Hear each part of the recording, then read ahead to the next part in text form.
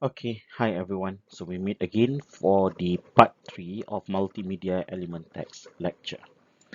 So we will continue with paragraph alignment.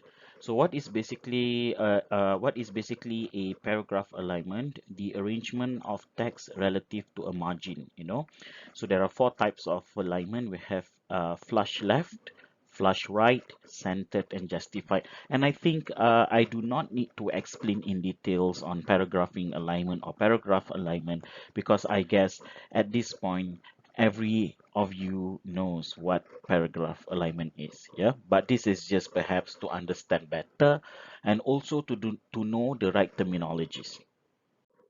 Now when we talk about flush left, I think most languages uh, will be using flush left paragraph alignment. Okay, so because we are using the so-called Roman alphabets and it starts with the left and it moves towards the right.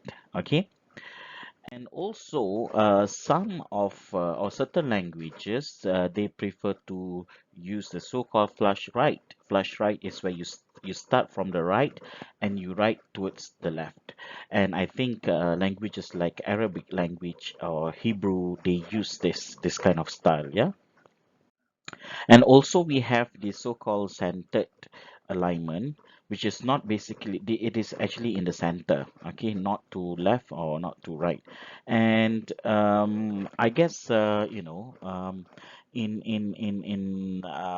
writing a poems, for example, or a quote of someone, perhaps they prefer to use this kind of style, writing a quotes, writing a poem, or I think most of it poems lah. Okay.